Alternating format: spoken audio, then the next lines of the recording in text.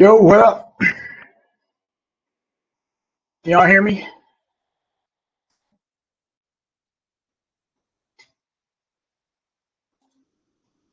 What up? What up?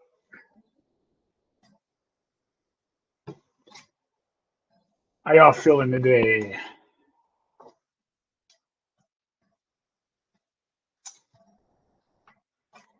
Hi, this is a surprise. Well, I aim to please. That's not even remotely true.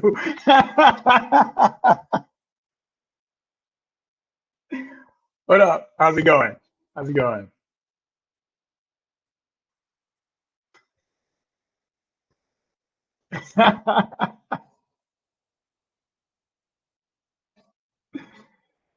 Yes, Adriana, I do know.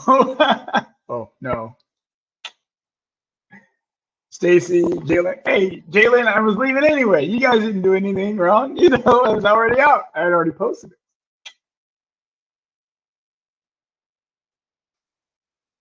Everybody, hello. So today, I wanted to take some time to answer some of your questions. I get a lot of questions from you guys. I wanted to take some time to go ahead and answer some of those. And so, yeah, like, go ahead and hit me with your questions and we can talk about it. But as far as I'm concerned, give me a little bit of an update on me. So, I have been expanding quite a bit in the last week. And John's good. John's good. He was here actually for a few days this week. He left on Friday, so but he's good. Um, yeah, he was here from Tuesday to Friday. But I've been doing a lot of expanding on my own, and I'll share some of that with you guys here. Very recently, as a matter of fact, I have engaged in some phase one discussions with people. And I have come to see for myself that I can't do it anymore. It's one of those like I really can't do it anymore. Um, there's like a repulsion, like kind of like yo, stop, yo, what are you doing? Like here's phase one, and here's me, and then this is me attempting to do it, and it's like fuck out of here. Like I was like, all right, all right, all right. I can't do it. I can't have the discussion. Um, there's this feeling of dread when I have those discussions now. And so it's like, in a way, I've outgrown the discussion. So that's been a very big expansion for me because normally what I would do with people who were very phase one is I would engage the discussion. I would even not only engage, but I'd play along, just like, oh, wow, that sounds all, whatever, just play along, right? But I've gotten to a point where that's no longer amusing. It's no longer fun. It's no longer interesting. So I'm done. And that's been interesting. So, in any event, enough about me. Let's talk about me and answer some of your questions based on my perspective. So, feel free to throw your questions in the chat or any statements about your experiences, and I'd love to address them. So, hit me.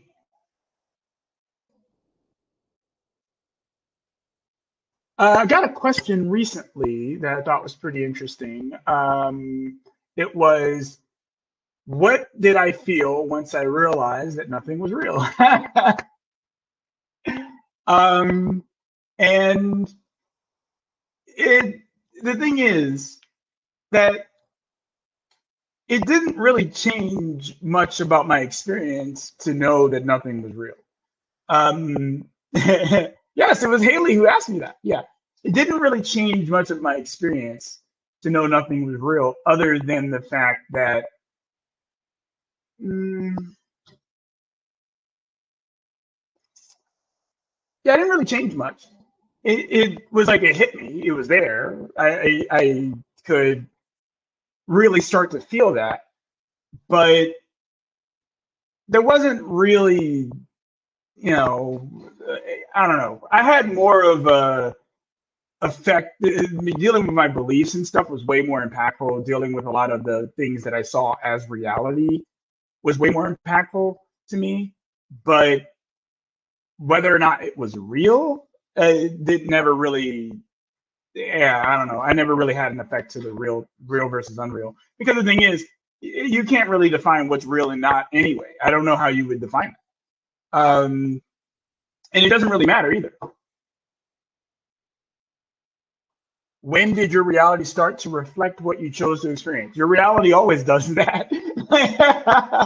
A different question for that would actually be a little bit more about, um, when did I notice it? But your reality always does that. Like, there's no time in which it starts to do that. It's always doing that. I posted a realization about only deeming myself worthy to listen if I'm in a good mood, which is what I'm doing when I'm smoking weed to manipulate my emotions. What do I feel about this? I actually remember this, Anne. And so here's the thing, right? You're judging your mood, right? So by judging your mood, the only time that you would remotely feel as if you're worthy of something is by the judgment that you've applied to the mood that you've created. Okay. So it doesn't matter what activity you're engaging in. So you can say, oh, it's me smoking weed, or you can say that it's you doing hopscotch outside. It doesn't matter. Okay. It's completely irrelevant. You're simply, labeling your mood and then running with it, and you're using your mood as a perfectly good excuse to keep yourself limited. Now, the thing is, and feel this out when I say it, okay? You cannot comprehend being unlimited. You can't comprehend it in any way. Okay, so how do you uncover beliefs that are blocking what you want to experience? Okay, all right. So I even right there, you have an issue. Okay, but let me break this down. So uncovering your beliefs are not blocking what you want to experience. Your beliefs are creating what you want to experience.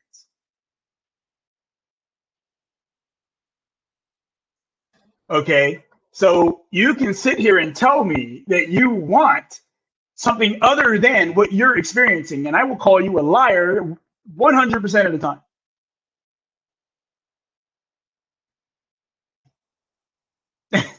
You can tell me that I want to experience this, but I'm not having it. No, no, no, no, no, no. You're lying through your teeth. Okay. You are already experiencing what you want to experience. Nothing is blocking you in any way.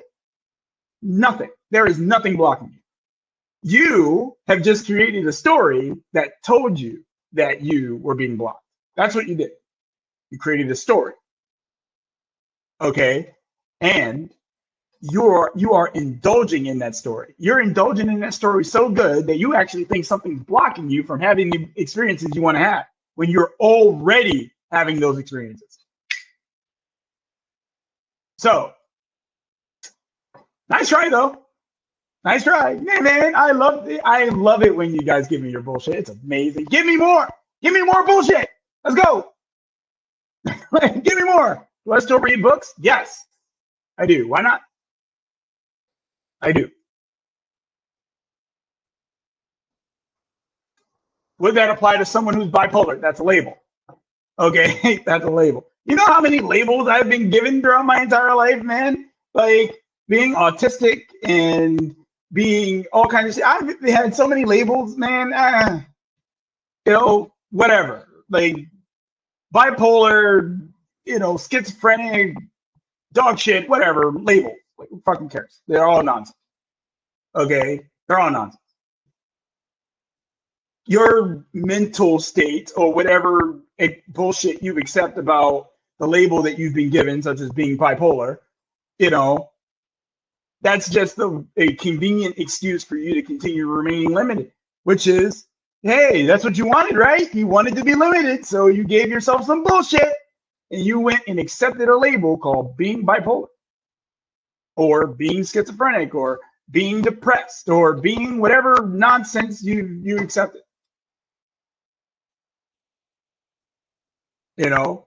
And then, one of the things that tends to come up when I challenge this, people will say, whoa, whoa, whoa, you can't tell me that there aren't people out there who aren't disturbed. How do you define that? How do you define disturbed? How, and even if you did define it as disturbed, who are you to judge that as a disturbed behavior, right? Who are you? There was a friend of mine who was in a mental hospital because apparently she had a breakdown. And one of the women in there said that she could see people who weren't really there, right? And everyone was telling this woman that she was crazy and this, that, and other. And I said, how do you know that she doesn't really see them? What if she really does see people who aren't there? What if she does? See, the thing is, you can't actually see what's going on in their head. So what if she can see that? What if she can? Just because you can't doesn't mean that she can't. Right? So when I said this, they all looked like, oh, wait a second. Yeah, I guess I can't know that. But then they started trying to scramble to figure out how that would be the case. I was like, you don't know. You don't know what she can see. Yeah, maybe she can see unicorns and rainbows all the time. Who am I to say you can't see that? Who am I to say that? Who am I to say if someone was like, hey man, I saw aliens just today? Who am I to say no, you didn't? Who am I to say that? I don't know what the hell they saw. I don't even know what I'm looking at when I'm looking at it. So who am I to say that they didn't see that? Who am I to say that? Right, that's someone else's experience. Exactly. Spot on. Thank you. The same thing happened to me. I could see them plain as day until the meds kicked in. Yeah, those meds, those medications that you take so that you can still have a sense of normalcy. Right. All the bullshit that you've accepted because absolute nonsense is how you remain limited. Yes, schizophrenia is weird for me because you can't tell someone what their experience is. Yes, exactly. Hey, if they say they've got 3, 5, 10 different voices or people in their head, who am I to say they don't? I'd say, hey, let me meet them. Who am I to say that I don't? Who am I to say that? I could be seeing red when another person sees green. Exactly. Exactly. You don't even know what you're looking at. You don't even know what you're looking at. So if you don't know what you're looking at, how the fuck are you going to tell someone else what they're looking at? Like I could look at something, see a car, someone else could look at it and see a horse. Who am I to say they don't see a horse? Like, who's to say that? No idea. No idea. I don't know. I have tons of voices in my life, and that's why I got into voiceover. And hey, now that I did that a little bit myself, a little while ago, just because it was for fun. I did it for my own project. Lots of fun. Love voiceover. Though I would love to do something like that again in the future. Yeah, tons of fun. So give me more bullshit. Come on, I know you got some. Give it to me. Blast me with your bullshit. I wanna. Let's see. Do you use visualizations or dots? No, I don't. I don't do that. How it feels when you clear all your stories around a subject like example money. Victor, can you give me? I'm not entirely sure what you're looking for with that question. So, but Brian, regards to your question about the visualization of thoughts, no. Here's why. I barely think. There's so little going on in here, right? Like, so little. But that didn't used to always be the case, though. That didn't used to be the case. Before, there used to be a lot going on, swimming and this and other. Nowadays, there's like nothing there, dude. There's like I don't think about nothing. I think the most brain power I use is attempting to come up with ways to explain this stuff in a verbal way, in a way that could be understood by myself to say it out loud. But even then, I'm not even doing it justice.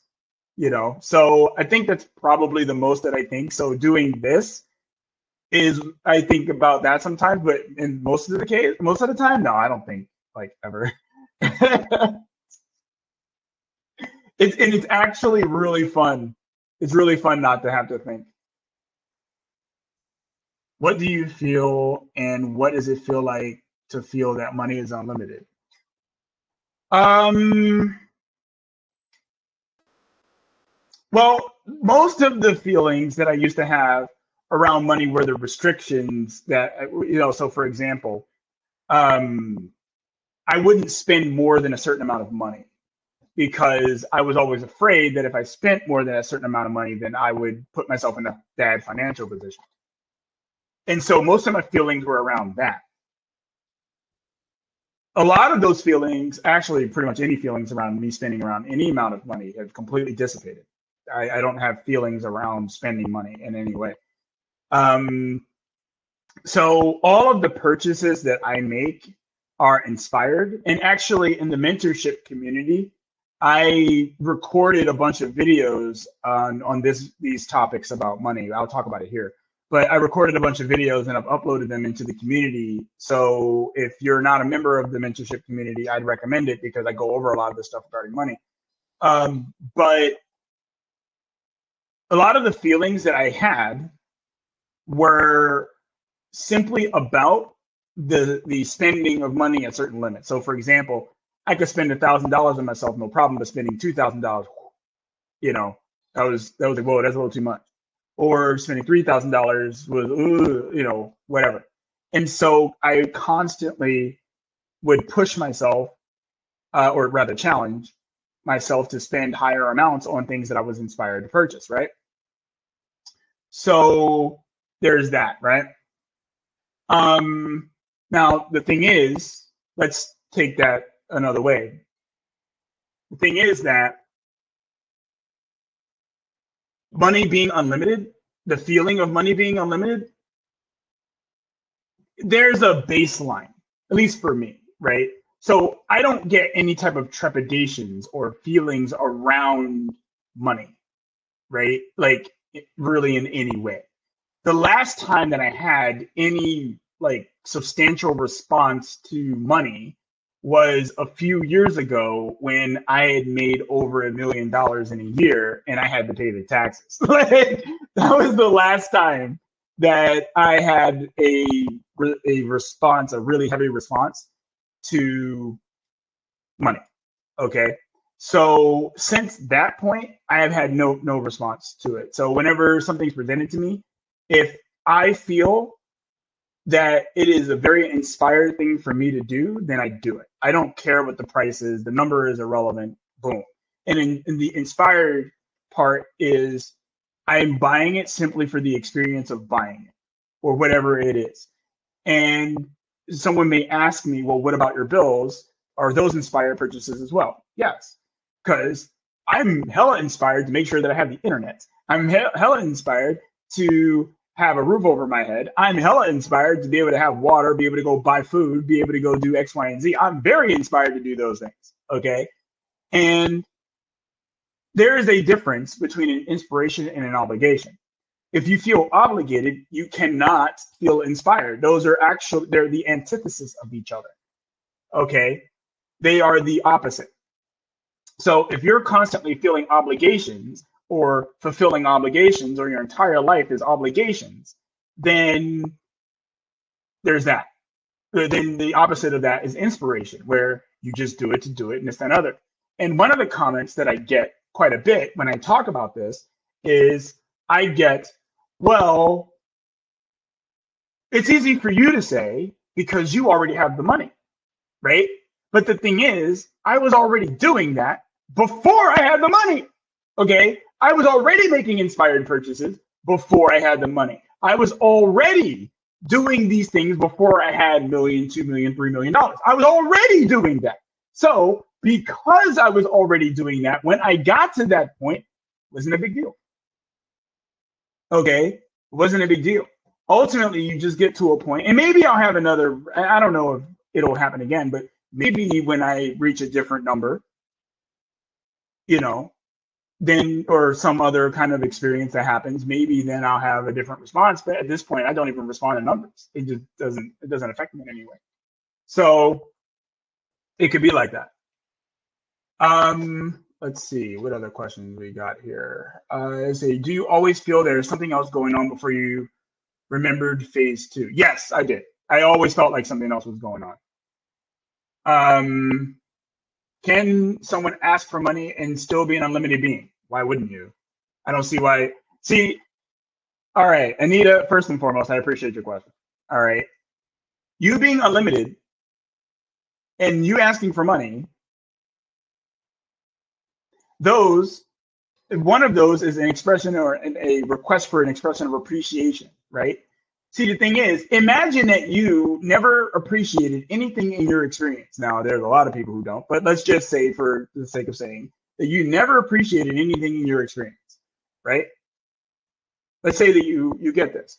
You never appreciate anything. But see, the thing is, if you never appreciate anything, why would you get more of it? Remember what I said earlier. You cannot comprehend being an unlimited being. You can't comprehend it. Okay? I can't comprehend it.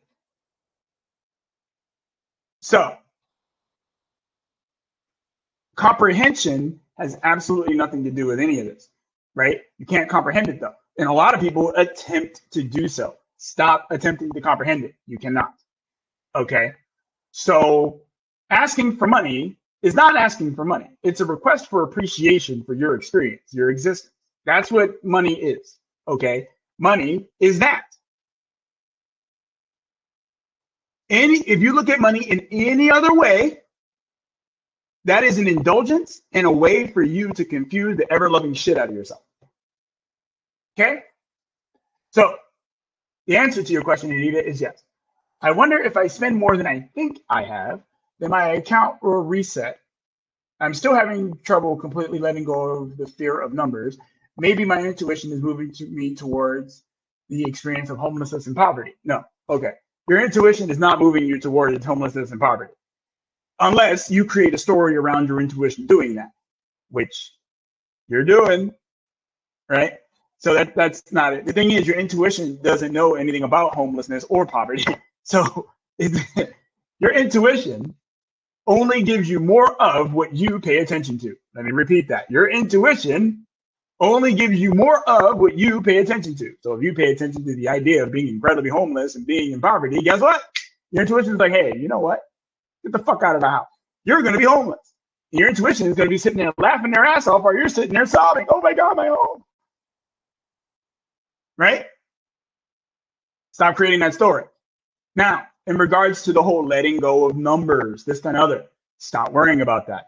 If you only made inspired purchases, if you only did this, you would never worry about numbers. Ever. It would never come up. You would naturally just forget about it. The reason why you're worried about numbers is because you don't make inspired purchases. You make obligatory purchases. That's why you have a very difficult time letting go of numbers. All right.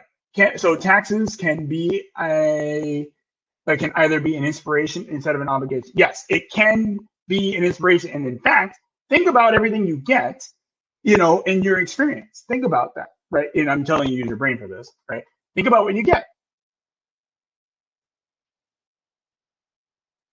Think about that. So your taxes, people look at the taxes like, oh man, taxes are my enemy. It's like, dude, you get to exist. Don't you want to appreciate that? No, I don't. I just think I should be able to exist. Okay, well, you can exist. Just look at what's going to happen in your experience. They don't bitch about what's going on. They just don't bitch about it. I find myself holding on, first off, Yvonne, I think you're new here, so welcome. I find myself holding on to grudges against others, and I'm not sure to let that go. Okay, first and foremost, you don't have a grudge against others. That's a lie. You have a grudge with yourself, and you have a grudge with yourself in regards to your interactions with what you call others. Consider that. What do you do when you feel resistance towards something? Do you still fall into the story? Adriana, lovely question. Okay, so, or questions rather. So let's go into that. When I feel resistance, number one, I don't feel it.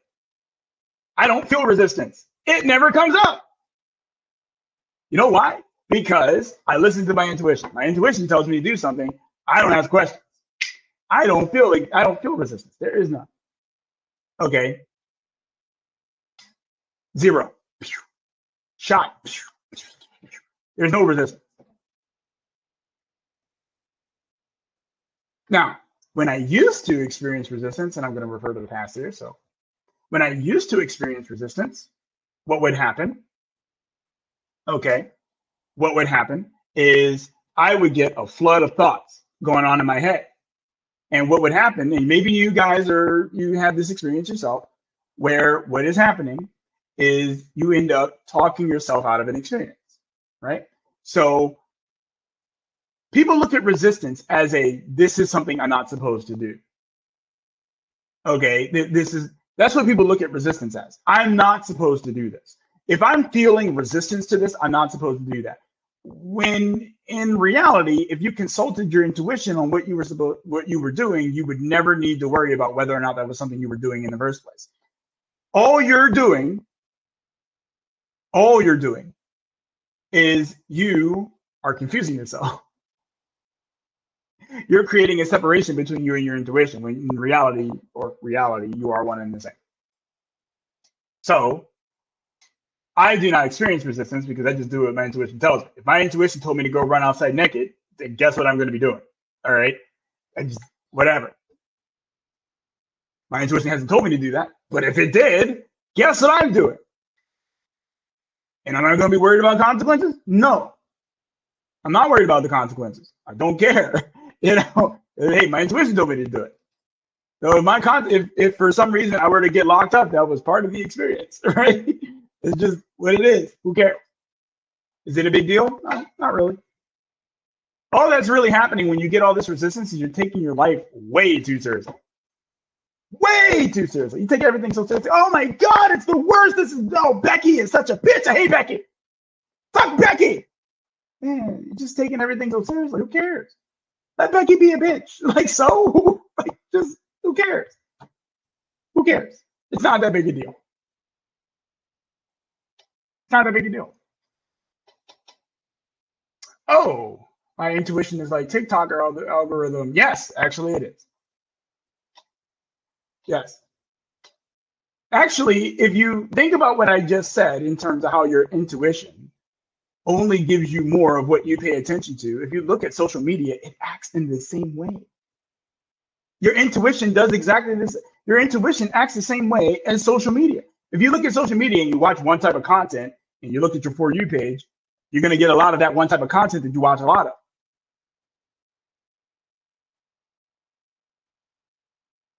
Intuition is the same. There's no difference. You ever notice how everything in your experience replicates? You replicate everything in your experience. That includes your social media viewing and all the stuff that you do. You replicate everything. You do that. Let Becky be a bitch. Yeah, let Becky be a bitch. Man, who cares? Who cares? Why are you taking it so seriously? Why are you even calling Becky a bitch? Why are you labeling Becky? Becky just being Becky, whatever Becky is. Right? Let her do her shit. Becky want to be a judgmental motherfucker. Let her do that. Who cares? That's her business. That's her business. What does that have to do with you? What does that have to do with you? In the court, sir, why did you run naked on the street? Oh, I don't know. I just felt inspired to do it. That's exactly right. Hey, sir, why's your dick hanging out? Well, my intuition told me to do it. My intuition told me to do it. I don't know what to tell you. But did you have a reason? That was my reason. That's it. So if you want to go ahead and do something about that, go ahead. But that's what my intuition said. So that's what I'm doing. That's what I did. As a matter of fact, my intuition right now is telling me whatever, right in court. Who cares? Who cares? It's not that big a deal. You take everything too seriously. Why are you taking it so seriously? You don't have to actually answer that. Just, but seriously, why are things so serious? Why can't you just have fun and enjoy it? Go with it. Run with the game as it plays. You don't have any control anyway, so why not just run with it? What's your perspective about the inner voice? Again, I have no idea what that means. Um, the inner voice, it's there. There's my perspective. Like,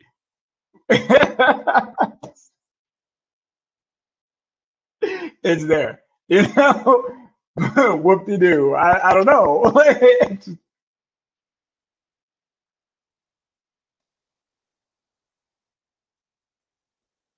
Is there a context or something? I don't know. Like,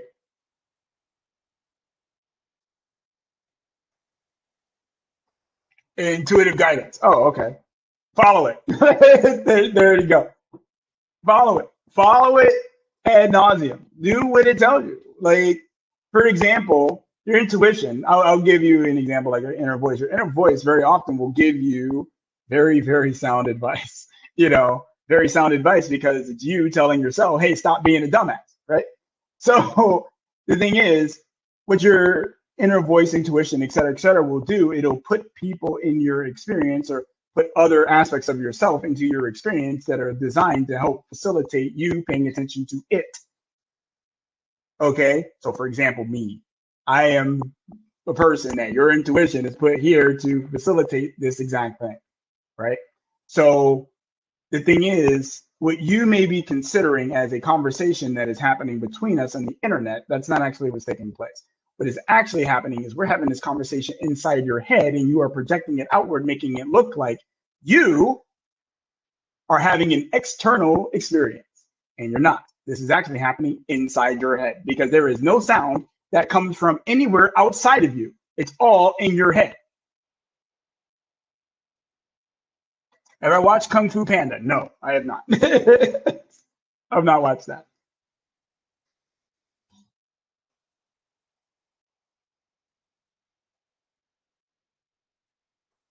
That's fascinating. What's fascinating? Yo, Larwan, what up, homie? The theme is I'm just answering questions, man. Like I'm just answering questions. You know, how can I strengthen my connection with my intuition? I feel like I get nothing. I actually did a series of videos on this in the mentorship community. I did a video on how your intuition works. I'll um, I'll see what I can do to clarify that for you a little bit. So here's the thing, right? Strengthening the connection between what is square root? I have no idea. I have no idea. Anyway, so strengthening the connection between you and your intuition. See, that's actually the lie that you're falling under because you're actually saying that you don't have a connection with it, and that's false. You do. You always did. Your intuition is ever present. It never goes anywhere other than inside you because that's where it is. And your intuition and everything else that you're perceiving inside of your experience, is all inside of you being projected outward. Think camera, right? So if you look at a movie camera, like an old school camera where they had the film roll and it would project all these different images and et cetera, right?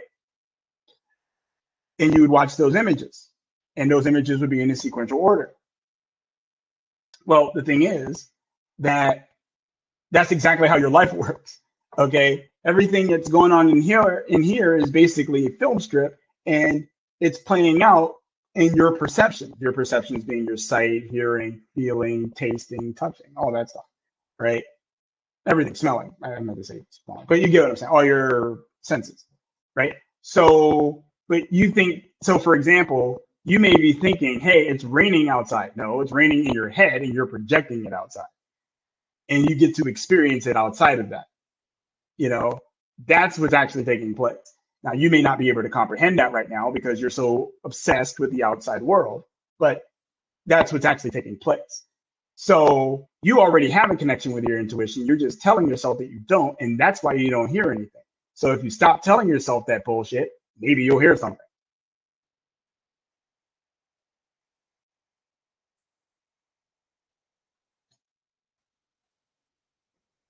Plain and simple. So what else?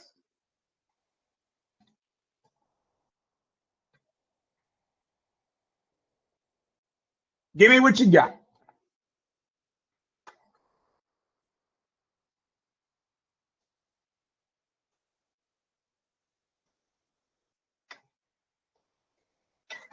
Would you say that your intuition is in your head and in your feelings are in your heart? They're everywhere. It's everything. You are actually it. You just don't perceive this.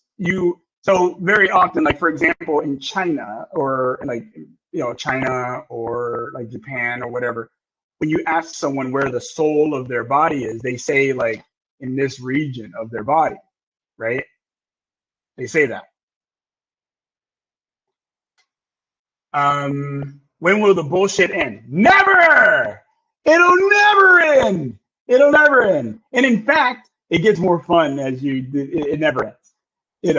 It's just the bullshit that you've accepted now. It never ends. This sounds like solipsism. I guess.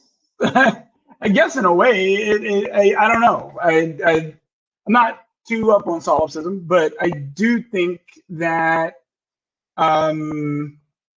yeah, I don't know. Solipsism is the idea that there's only one person and everyone else is a figment of the imagination of that one person. Actually, I guess now that I think about it, that kind of would be the case. Yeah, I suppose so, if that's how you want to perceive it. I don't label it. It's just, I guess that could be a way that it's seen. How can we be two different souls, but in my own brain? See, here's the thing, Adriana. You have no idea where your brain is. You have been conditioned to think that your brain is in your head. You don't know where your brain really is. You don't know anything. So, yes, John, yeah, holographic universe. Check that out. Yes, the illusion. What up, Nathan? The illusion that we are a separate thing from our intuition is, in fact, actually us creating illusion of separation. Exactly. That's exactly what it is. Kind of like talking to ourselves from two different phones and then believing the other person, that there's another person on the end. Exactly.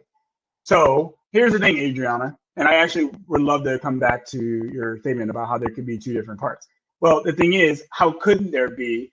There's already two different parts over there, right? So if you look at, for example, you have the idea that you are looking at me on a live stream, having a conversation with you and everyone else, right? This is your perception of the situation because you see this as an external experience, right?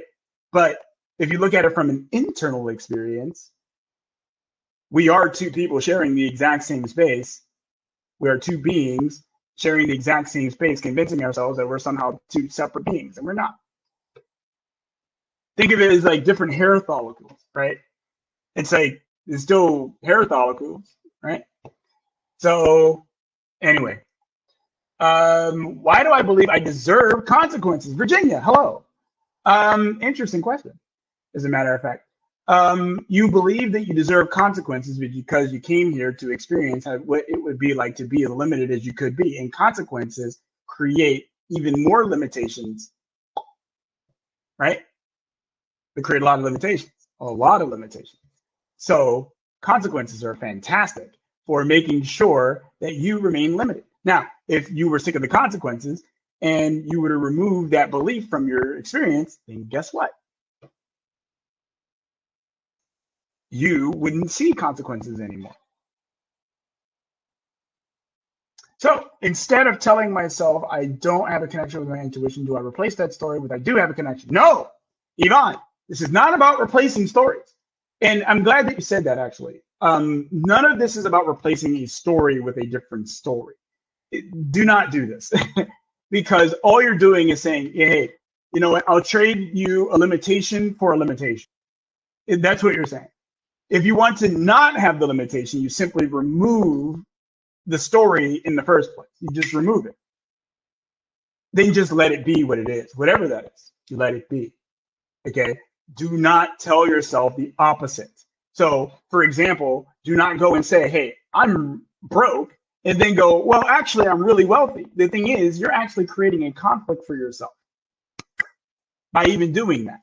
The moment that you go from, oh, hey, I'm broke, I feel really broke, I don't have any money, this is all terrible, right?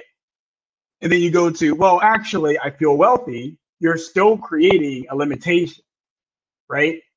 Why be any of those things? Why not just be and allow your experience to be whatever it's going to be? It doesn't need to be something where, oh, I have all this money or whatever. Maybe that's a part of the experience, but it doesn't have to be like that.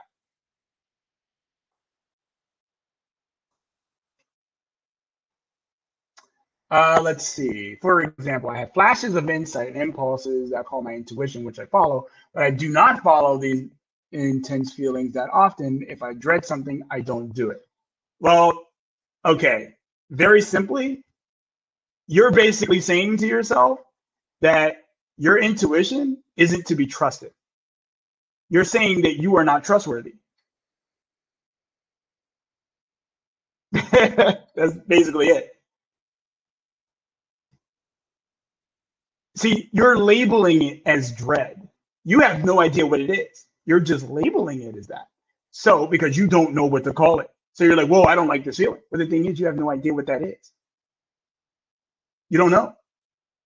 There's nothing about our experience that is even knowledge based in the first place. Everything that I'm sharing with you is not knowledge, it's my personal awareness. That's it. That makes sense and makes me happy. Well, good, Adrian. Good. Let's see. What is the most limited and most unlimited experience you have witnessed from your experience? I love this question. This is fantastic. The most limited experience that I had, oh man, I don't know if I would label it as most, but I will say one that I thought was really, really limited. So, long time ago, I was in a relationship, right? And I was constantly, this was before my mentorship, okay? And at that time, I was making some pretty decent money, right? Decent money. And so much of my money, I felt like wasn't really mine because I was constantly giving it away to bills and I was giving it to my girl, right? I gave so much of that money away and it was such a limiting experience because I always felt like, hey, she's not going to stay with me if I don't put out this kind of bread, right? And well, it turned out that ended up being true, but that ended up being true because good old me created that. But either way, I was putting out so much money. I was putting out more money, giving it to her than I was on myself. And so I just thought that that's how it was supposed to be. But I felt so limited because I wanted to do things. And the first thing I would consider is, well, what if she asks me for money? Then if I get this, I'm not going to have the money to do that. And then that's going to be bad because I don't want her to get mad at me and start yelling and bitching and moaning and this. And I just kind of ran it in circles. I felt incredibly limited at that point. In terms of my current experience, in terms of limitations or not experiencing or not feeling limitations or unlimitedness every day, every day, like I have what I would consider to be one of, if not the most idyllic life I could ever have. Like I get to do whatever I want. I don't have to work. I don't have to, yeah, I get to just fuck around all the time. And I get my life and money and everything else just kind of happens around me while I just fuck around all day. Like I just love that shit. So that's what I mean, right? Like I have a very, what you could say, idyllic life, and I have no responsibilities to anything. I don't accept responsibility for anything. And yeah, so every day for me, I feel very, very, very unlimited. I don't feel this single limitation. You know, I don't feel it. Now, that doesn't mean that that won't come up at some other point. Maybe it will. Maybe some new thing will come up and it'll challenge me in a completely different way. That happens. That happens all the time, right? All the time. As of right now, I don't have that. Yvonne says, I get it. Thank you. Mainstream spirituality does this a lot, and it's what I've mainly consumed. Fair enough. Mandy. Hi, Mandy. So I'm hacking something that's technically not supposed to happen by using phase 2. Or did I come here to become limited and then remember I'm unlimited and that was fine all along? That's what you did, Mandy. You wanted to remember that you were unlimited, but you wanted to add something to it. The ability to appreciate the fact that you were unlimited. And the only way that you could do that was to create contrast for your experience. So your experience was that you were incredibly limited. And you went through being limited and being limited and being limited and being limited and being limited and creating limitations and more limitations and this and another, right? You created those and you continued to create those until you got to a point where you're like, wait, this can't be right. This can't be right. This is ridiculous. This is absolute nonsense. I can't believe this is happening. Why am I doing this to myself? And then you started going, well, wait a second, what's going on? So you started looking for answers and you found bits and pieces of the answers, but you never found the whole puzzle. Right? So you were sitting there trying to put these pieces together and you were coming up with a very, very, very fucked up looking picture. Okay. And you're like, well, wait a second, this can't be it. And so you created an out for yourself. You know, you created an out for yourself. The out being that you can remember who you really are, what you really are, and still being able to appreciate it. Because you had the contrast of what you created, which was the limitations. Hopefully that hits you right in the chest or in the gut or somewhere, right? So do I clearly remember my past lives? The answer to that is yes. Do you accept that there are certain laws in the universe? No, I don't accept any of that shit. Nothing. Nothing. I don't accept that. Because the thing is, to accept that would be to say that I accept that those are limitations. And I won't do that. I can't. Because those are all just limitations. Now, they're very clever ones. They're very good ones. They keep you running around in circles. But I don't accept those. That's not to say they're not true or whatever the case is. I simply do not accept them. It seems really scary to be aware that I'm limiting myself with the belief of consequences and creating them because I want them. I must want them. Saying I don't want the consequences is saying I don't want the consequences is bullshit, and that's terrifying. Well, yeah, see, the thing is you want the consequences. The thing is when you're in that state of being limited as much as possible, you love the consequences. Oh, those consequences really, yeah. And you know what? The reason why you love the consequences is the feelings that you get from those consequences. The feeling of fear. That feeling of fear. What can I share about my past life experiences? I would rather do an entire stream about that because I'd be here for a while. So, in fact, that can be a stream that I do where I talk about that. Let's see. I've been getting the pieces for years. Yeah. This is about dumping the pieces and just going, hey, I got the puzzle. I've already got it solved. It's already there. There's nothing to do. Let's see. You have lived in different places in the world at different times. Can you talk about your relationship with your physical body in a specific place at a point in time? Is there a connection? Well, the thing is, as you get deeper into the idea of what phase 2 is, and it's interesting because there is, I had this conversation actually this morning. So Anastasia was here over the weekend for the weekend. And she asked me this question. Like she, giving me a hug and this and another. And she was like, your body temperature always remains the same regardless of what I do, right? Like my body temperature always remains the same. And she was like, because it was cold this morning before she left. And so I was like, well, the thing is, you're assuming that the world is outside of you. So when you assume that the world is outside of you, you become susceptible to the idea that the temperature outside of you would affect you. But if you know or you are aware that the world is actually inside of you, you would only see that the temperature is only affecting you in here. The temperature can only come from in here because it's inside of you, right? So you can only feel those things inside of your body. You can't feel them in any other way. Now, and that's Sam. She is running away from herself. So she is currently in here doing exactly that. So with that being said, moving on. Now, in terms of living different places, I have lived in different places. And so what I can definitely say is that previously, I was very like susceptible to the environment of a different place, right? So like when I lived in Japan, for example, very different. When I lived in Seattle, very different. When I was blah blah blah, very different, right? The thing is that nowadays when I go to a different place, I don't even notice a difference. Like I don't see a difference. I don't see a point or a difference rather, in my experience. Doesn't matter where I go. you know I do get to see the difference, I guess, if you say visually, but I don't see that there's a difference inside of me because I've detached away from a lot of the things that are external that we believe are real, right? Have I had other mentors apart from Peter? As a matter of fact, I have too, but for different things. So one of my mentors, he wasn't, I wouldn't necessarily go as far as to call him a mentor, but he was someone that taught me some very amazing things.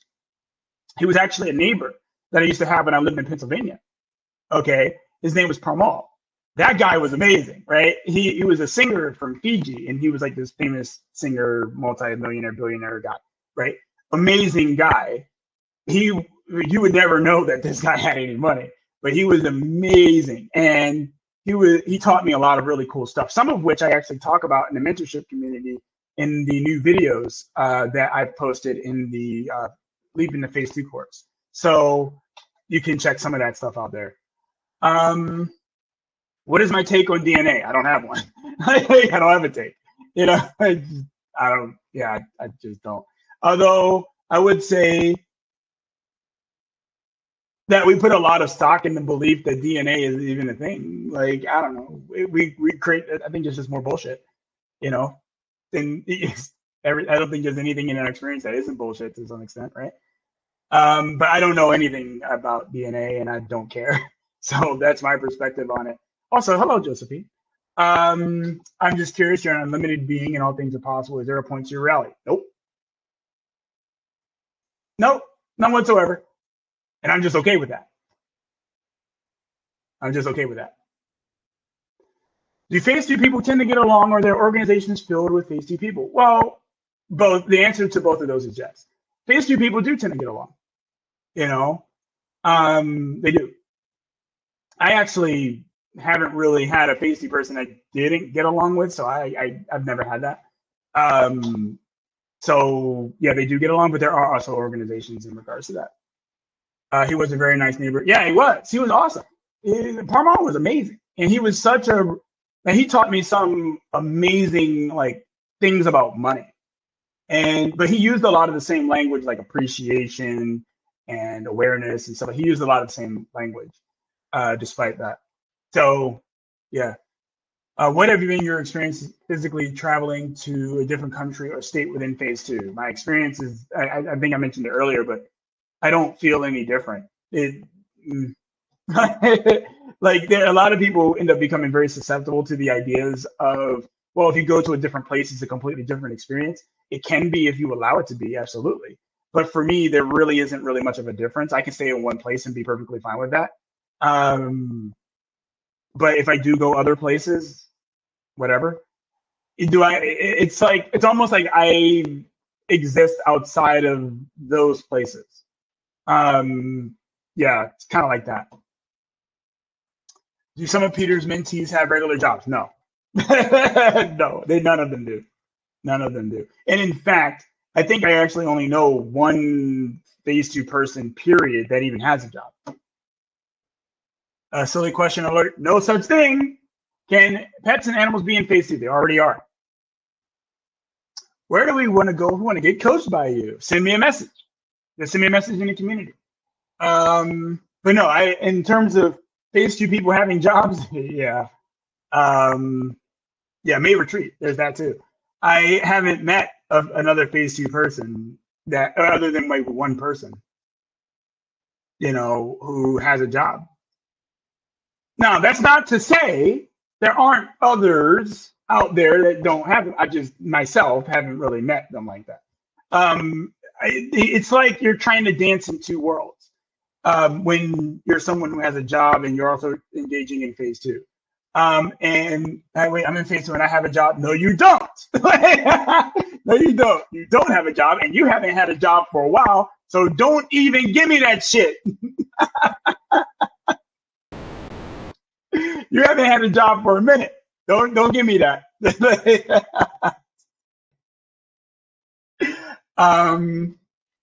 So it's basically the ultimate game, which has a directive to experience what would happen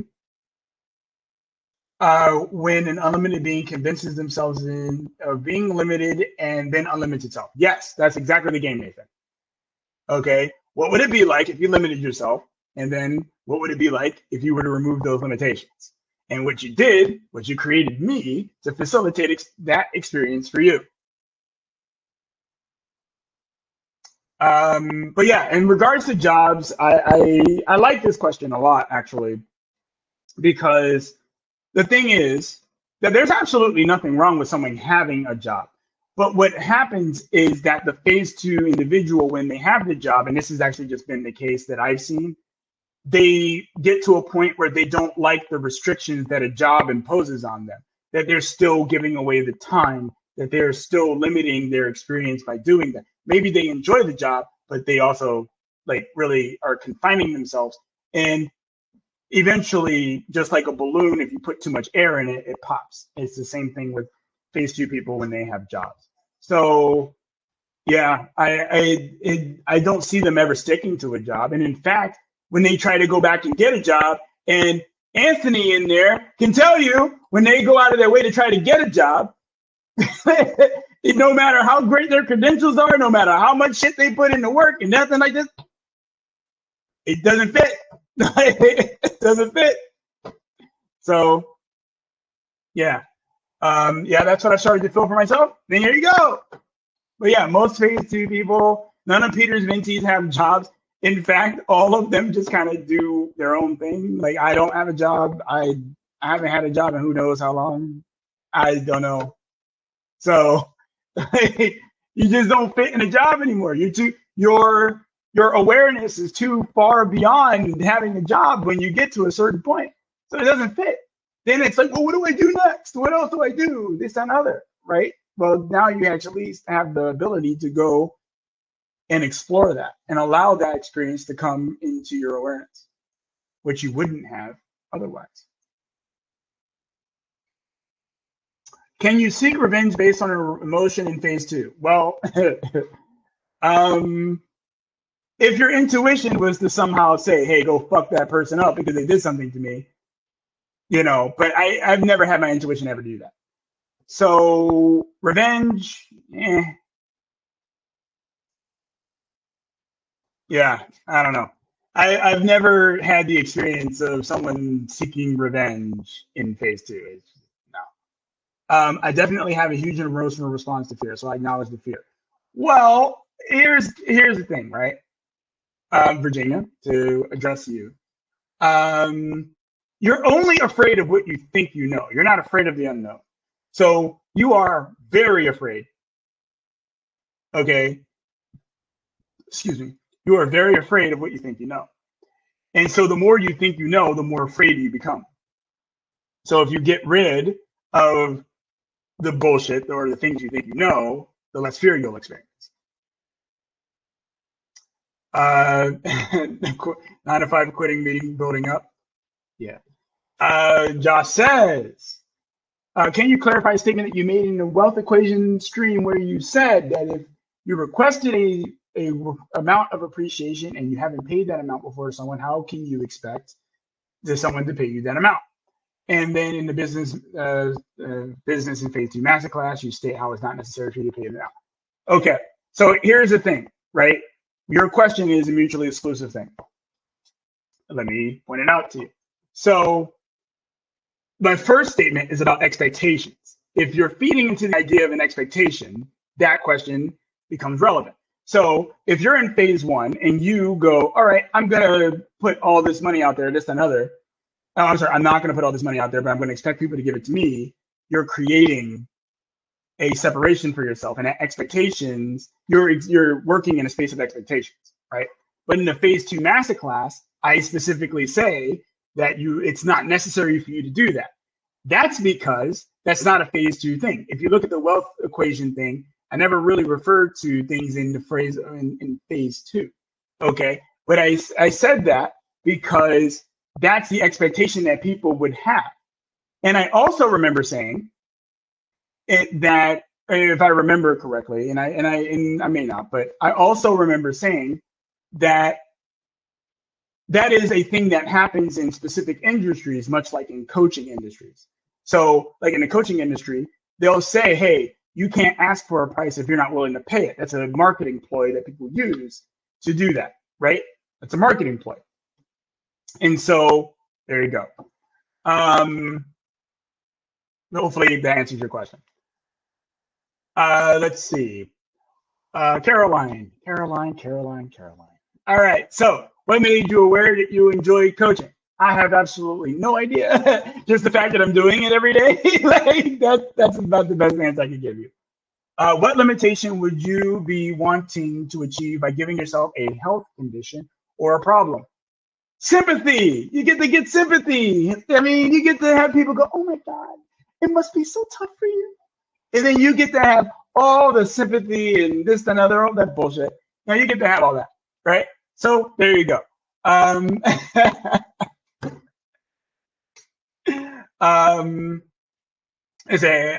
Joe, what up, Joe? Been a minute, Joe. Let's see. How do you know? How do most people you know in phase two leave their jobs? Not just quit. Like, did they observe that they were doing well for themselves without a job? And were they comfortable with leaving? They just left. They were out. They were like, nope, we're done. I don't care what my financial situation is. We're done. They left. Period. They just left. They didn't go, well, I don't know if I'm ready. No, they was out. They were like, nope, I'm done. I don't care what the circumstances are. I'm finished it. That's it. They're like, nope, we're done here. And in every instance that I'm aware of, that's been the case. They didn't have a safety net. They didn't sit there and prepare. Nope. They were like, I'm done. I'm done. I don't care. I don't care how much money I got in the bank. I don't care like what my spouse is gonna say. I'm done. That's it. That's it. Okay. So I love sympathy, love to be taken care of, so I don't have to be responsible. Go, you know what, Virginia, you can not be responsible, and already you don't have to be taken care of to not be responsible. You can just simply not be responsible. And you can stop labeling yourself whether or not you are responsible. Stop throwing labels on yourself. That was me with my job, just done. Exactly, Mandy. That's what it is. People just go, I'm done, no more. There's no leap of faith involved. It's simply, I'm done. When Anita says, when I quit my job, I was like, okay, I no longer am curious about what working here feels like. I like that. Yes. Yes. Yes. So, it's not about planning or anything like that. You're just done. You're done. You're like, no more. No more. Do the majority of phase tours own businesses, or do they do what they love? Both. Both. Like, I'll tell you actually something. A couple of days ago, I got a phone call from the woman I work with in negotiations, and she was like, I really want you back. So I made a deal with her to say, all right, fine, I'll come back doing one deal a month, and I get to pick the deals. And she was like, done. Okay, that's fine.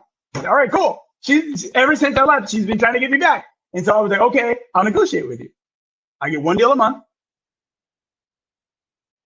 and I get to pick your deal. You don't get to tell me. That's it. Right. So, but I do what I love. I love negotiating. So that just kind of, popped up for me again. But yeah, it's both. Now, I wouldn't have what I would call a business, although you could probably call this a business, right? You could probably call this me coaching and teaching people a business. I kind of look at it as happy fun times, but you can call it a business. And it's just me, my experience. That's it. I get to have the experience of coaching and showing other aspects of myself exactly how they bullshitted themselves, because I get to sit there and laugh at myself at how I bullshitted myself into thinking that there were other people for me to teach it to in the first place. And yeah, see, that's actually kind of funny, right?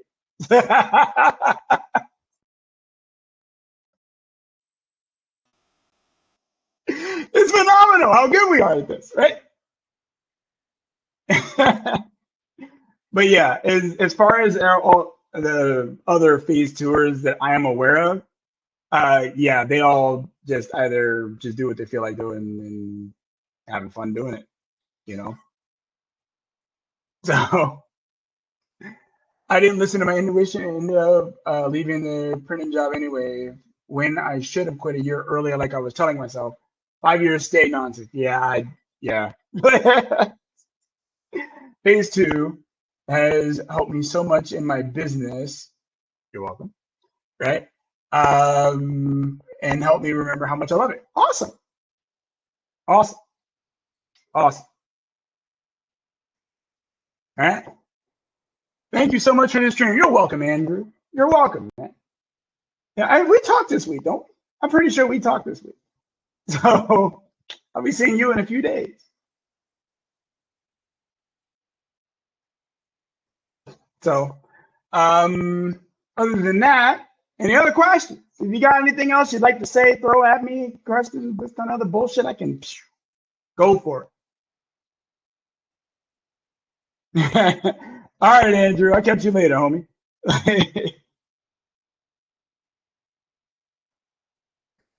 Now, for those who are curious about talking with me and doing some type of mentorship or getting blah, blah, blah, like, just send me a message, you know? Just send me a message. We'll talk about it. Let's see. What can your mentees do for you to help them more during calls? Anita, I love this question. Love this question. Okay, love it. What mentees can do? Actually, you guys do plenty. So I don't know if there's anything more you could do, but a lot of the time, what I would suggest for my mentees who book calls with me and want to work with me and this, that, and other, what I suggest is that you be willing to actually challenge yourself, right? So I'll give an example. Okay, when I was teaching sales, one of the things that some of my students would ask me when I was teaching sales is, how do I get past the objection? How can I afford this? Because, or rather not how can I afford it, but I can't afford it. That was the objection. It would come up so much, right? And so I would tell them, challenge it. Okay, you challenge it by asking a question. So when, say, for example, someone would say to me, hey, I can't afford that. My response to them would be, how often do you say that phrase? And they'll be like, what do you mean? I'm like, how often do you say, I can't afford it? Or even better, how often do you think it? And they'll go, well, I guess quite a bit. I say, okay, so you go throughout a lot of your experience, just to make sure I understand, you go through a lot of your experience saying, I can't afford it. They're like, yeah. I'm like, all right, now, aren't you sick of saying that? Aren't you sick of that? And they'll be like, well, yeah, okay. All right, so you know what I tell them? I was like, stop saying it. What would happen if you stopped saying it? People started to use that. They started seeing their sales increase because they got past the BS. They questioned it. They challenged it, right? So Hey, Jess, and Jess, it's been a while, but yes, thank you. If you want to get your BS cleared out, have a chat with me. But anyway, yes. Um, yeah. So it's like, hey, aren't you sick of saying that? How often do you go to your experience saying, I can't afford it? Oh, I can't afford that. Oh, I got to make sure I do this in order to do this and this, that, and other. How often do you say that? Well, you say it a lot, right? Hell, if you're saying it to me right now, it's something you've become accustomed to saying, right? So how often do you do that? Do it a lot. So then aren't you tired of that? Aren't you tired of saying, I can't afford it? I've never heard someone say, no, I'm not tired of saying that. Like, I've never heard it. I've never heard it. It's never happened. Never happened. Never. So again, that's not to say that it won't. I'm just saying that it hasn't in my experience. How do you know when your mentee's BS has been cleared out completely? I'll never know that. Like, not only will I never know that, but that'll never happen. Like, it's not about their BS being completely cleared out because my BS isn't even completely cleared out. Like, I still catch myself on stuff all the time, right? My BS isn't completely cleared out. However, it doesn't matter. It doesn't matter. It doesn't matter. Their BS doesn't need to be completely cleared out. It just needs to be drawn to see. And the thing is, certain aspects of their BS will be removed, but there's still, you have no idea the depth of the BS that's in your experience. You have no idea the depth. None. If you're thinking the BS is about your finances and stuff like that, you have no clue how much BS is in your experience. None. None. Zero. Like, none. There's so much BS in your experience that you couldn't possibly measure it. So I have no idea when a mentee's BS will be completely cleared out. None. And I don't need to either. As long as they can really start to see the difference in their experience, great. That's it. I don't need their BS to be completely cleared out. I'll call it out as much as they want. Okay. That's it. All mentees have unlimited BS. Yeah. If you believe in infinite abundance, that means your BS is also infinitely abundant, right?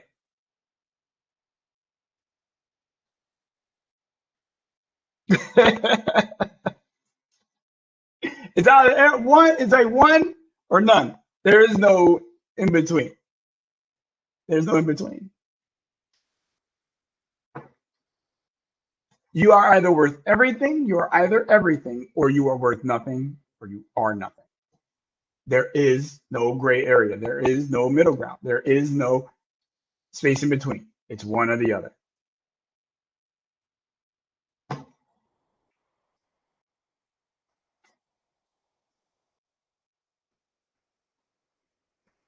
And let's just, for the sake of saying that you were to accept that you were nothing. Well, the beauty in that is to say, if you were to say, you know what, I am absolutely nothing. I'm absolutely nothing. The beauty in that is that you'd still be saying that you're everything. You just wouldn't be acknowledging it.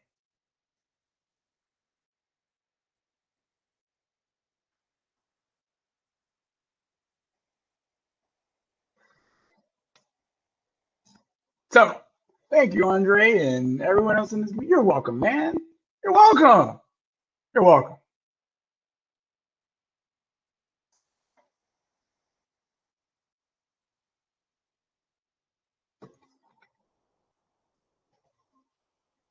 Now I remember that I made up a whole plan to get enough money and book a call. Somehow I got three and still can't believe it. See, Anita, you are a amazing, amazing example of that.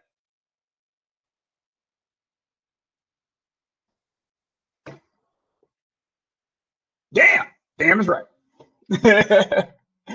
I don't know if I were to fully accept, if I fully accept my experience, wouldn't know if I did. If you fully accepted your existence, your experience, you wouldn't need to know it at all.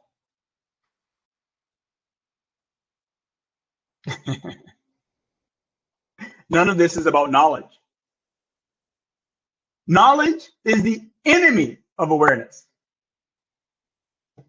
Let me repeat that for you. Knowledge is the enemy of awareness. The more you know, the less aware you are.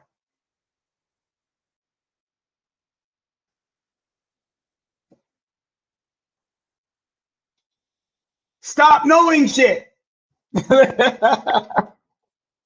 Stop it. Stop it. Stop. Stop. Stop it. Stop doing it. Stop doing it. All right. Now, few things before I go. Retreat. We got one slot remaining, although it has been brought up to me to open up one more. I don't know. Okay. But there's one slot currently remaining for the retreat. So if you are interested in going to the retreat, I would recommend you getting a hold of me because there's one slot left. And if you want to clear out a lot of this bullshit and actually really start getting into the meat and potatoes of phase 2 and really getting to know yourself and or become more aware of yourself, that is, then you want to come to the retreat. Now, if you don't, that's your business. Okay. But there's that. Next thing is that if someone wanted to get some mentorship with me, you can just send me a message in the community and then we can rap about it. That's cool. And if you need anything, you know where to find me. So what's the phrase about beliefs?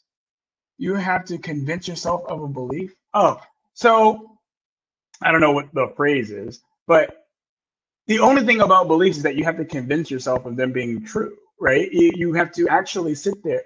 The thing about beliefs is that it requires repetition in order for them to stick, right? But if you're aware of things, you don't need repetition to be aware of something. It's not required. And in fact, you don't even need to remember things when you're aware. There's nothing to remember, okay? You're putting way too much energy into trying to figure things out and remember, right? But if you're aware, there's nothing to remember. There's nothing to remember.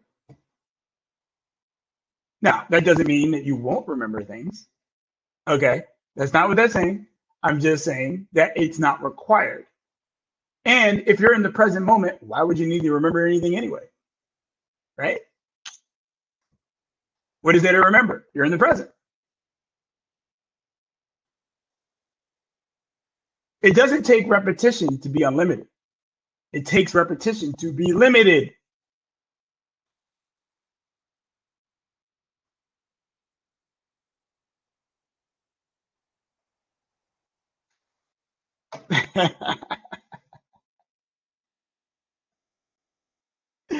All those reps you're doing, more and more limitations.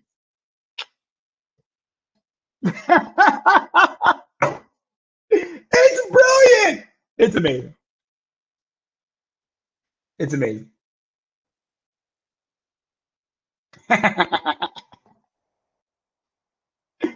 Brilliant.